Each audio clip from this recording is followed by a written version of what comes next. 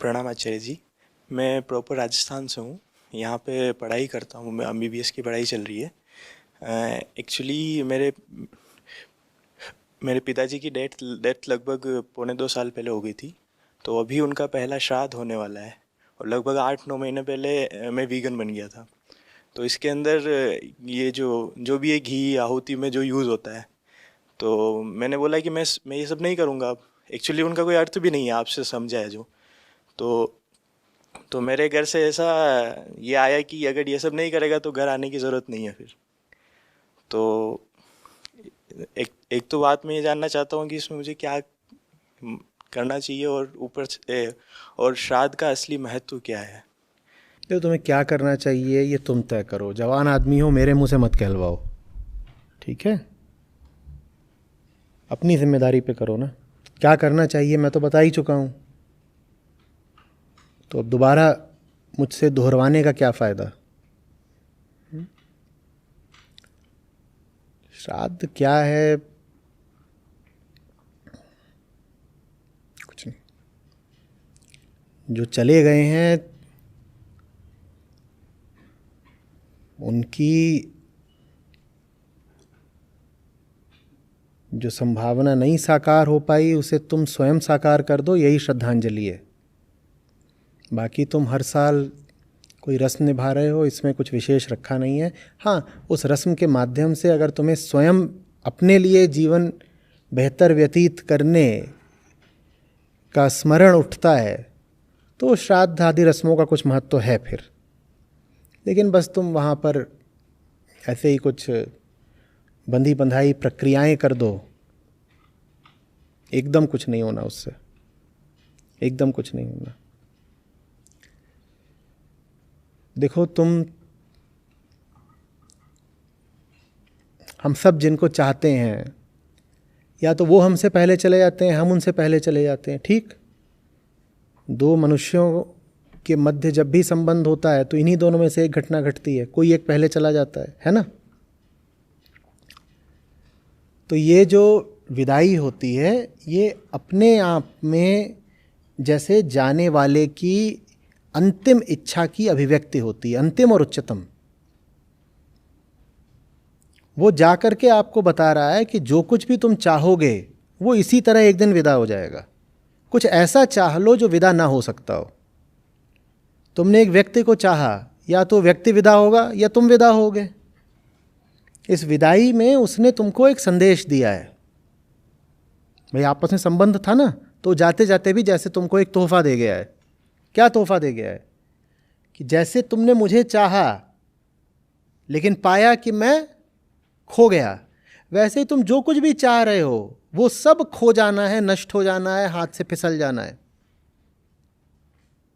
तो मैं जा कर के अपनी मृत्यु के द्वारा तुमको एक संदेश, एक सीख दे रहा हूं। क्या है वो सीख? कुछ ऐसा चाह लो जिसको मौत भी तुमसे न छीन सके। श्राद्ध अगर तुमको ये सिखा पाता हो तब तो सार्थक है श्राद्ध, नहीं तो बस ऐसे ही है, रस्मो रवायत, उसमें से कुछ हासिल नहीं होता।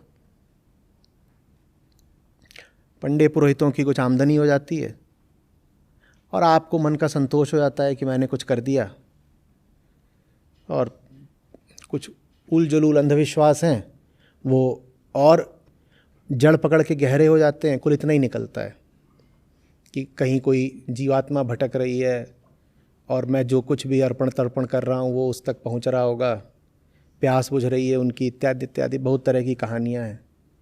तो आप अपने आप को फिर समझा बहला लेते हो कि मैंने गए हुओं को कुछ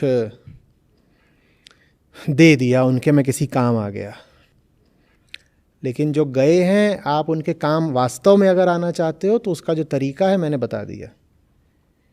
जो गए हैं वो आपसे कह रहे हैं हमारा जीवन पूर्ण नहीं हो पाया, और हमारे लिए श्रद्धांजलि यही है कि तुम अपना जीवन पूर्ण करके दिखाओ। मौत हमें उठा ले गई, श्राद्ध ये है कि तुम स्वयं अमर हो जाओ। नहीं तो फिर तुम क्या नाटक कर रहे हो जैसे कि हम चले गए हैं, तुम यहाँ पर हो, फिर तो तुम्हारा भी वही हश्र होने वाला है जो हमारा हुआ। फिर तुम में और हम में अलग क्या है जो तुम हमारे लिए इतनी रस्में कर रहे हो?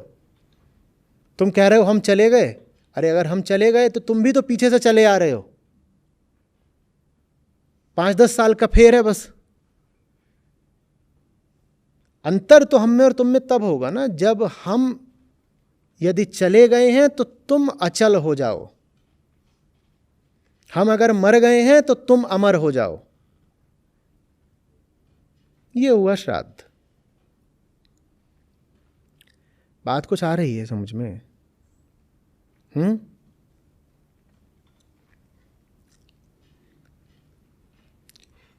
देखिए,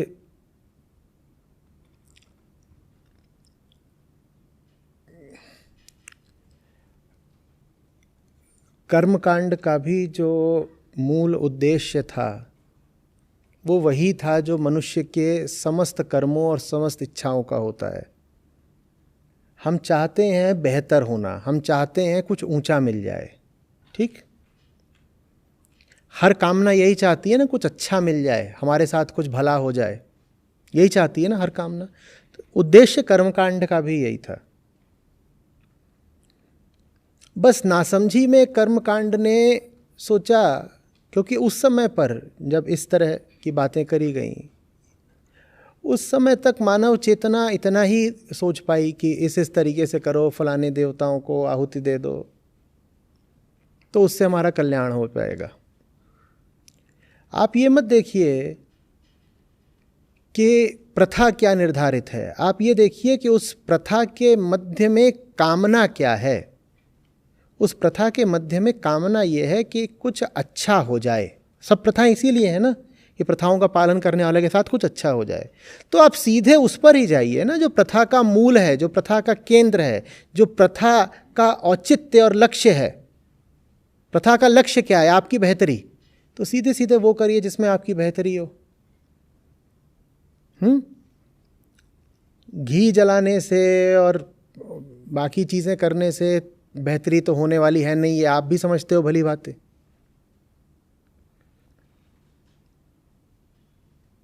समझ रहे हो?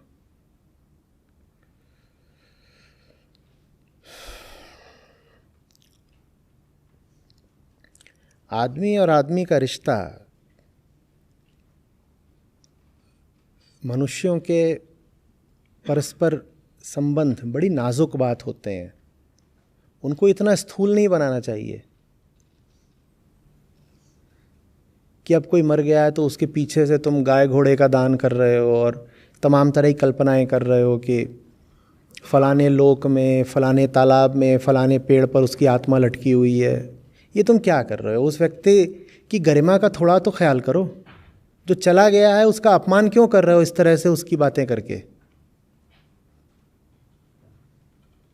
मैं मर जाऊं फिर तुम बोलो कि फलाने लोक में आचार्य जी की आत्मा एक पीपल के पेड़ पे उल्टी टंगी हुई है, ये तुम मेरा सम्मान करोगे?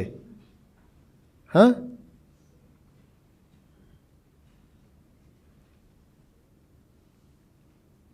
तो ये बात तो गत व्यक्ति की गरिमा के भी विरुद्ध है कि इस तरह की कहानियों को तुम आगे बढ़ाओ।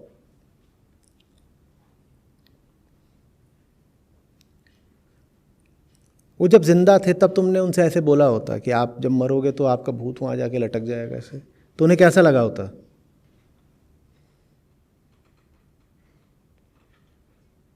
प्यास अगर बुझानी ही है पितरों की तो जब वो जी रहे हैं तब बुझा दो, और अगर वो अब नहीं जी रहे हैं तो उनकी प्यास बुझाने का एक ही तरीका है कि अपनी प्यास बुझाओ, क्योंकि वो तुम्हारे रूप में अब जीवित हैं। जो कुछ वो नहीं पा पाए उसको तुम अर्जित करके दिखाओ।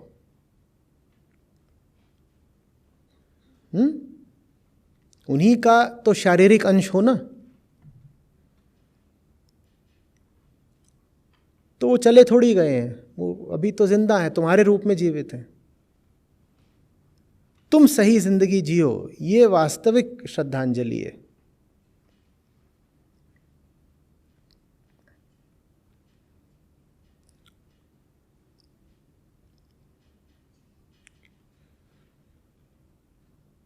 और तुम तो MBBS के खिलाड़ी हो, तुम्हें मैं क्या बताऊं एनाटॉमी के बारे में, तुम नहीं जानते क्या?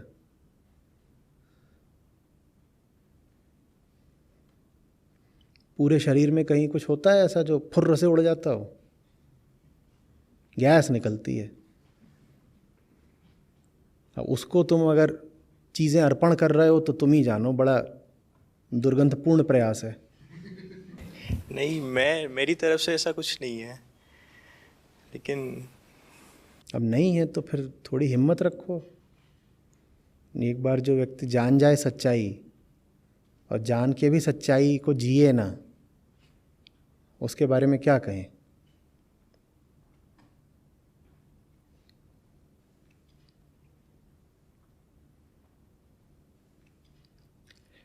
रस्में अधिकांशतः अच्छी हो सकती हैं, ये भी कोई आवश्यक नहीं होता कि आप सब प्रथाओं परंपराओं से पल्ला ही झाड़ लें।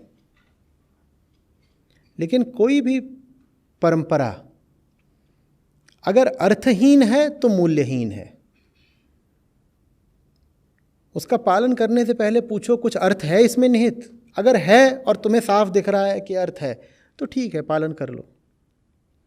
और न सिर्फ परंपरा के लिए इसलिए चलते रहो कि भाई हमारे पूर्वजों ने करा तो हम भी करेंगे। अगर वो सब कुछ जो पूर्वज कर रहे थे ठीक ही होता तो शब्दकोश में कुप्रथा जैसा कोई शब्द क्यों होता, और कुरीति जैसा कोई शब्द क्यों होता? कुप्रथा माने जो हो तो रहा है पहले से पर ठीक नहीं है, कुरीति माने वही बात। तो इसलिए कि कोई चीज़ अतीत में हो रही थी वो ठीक नहीं हो जाती, वो आज भी ठीक नहीं है। अतीत में भी वो ठीक नहीं थी, उसे होना अतीत में भी नहीं चाहिए था। गलत बात है कि वो अतीत में भी होती रही। और कुछ लोग आते हैं कहते हैं जो कुछ भी होता आ रहा है वो ठीक है सिर्फ इसलिए क्योंकि होता आ रहा है। अपनी बहन को सती करना चाहोगे क्या? वो भी तो होता आ रहा था बहुत समय तक।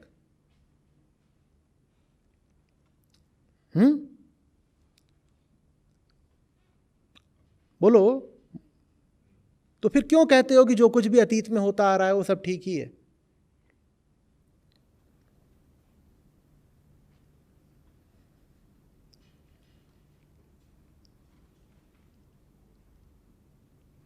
जिन परंपराओं में पाओ कि ठोस अर्थ हैं और वो अर्थ आज भी प्रासंगिक हैं, आज भी काम आएंगे, उन प्रथाओं परंपराओं का अवश्य ही पालन करो, उनका अर्थ जान करके। तब वो परंपराएं जीवित रहने योग्य हैं। नहीं तो अंधानुकरण किसी काम का नहीं होता।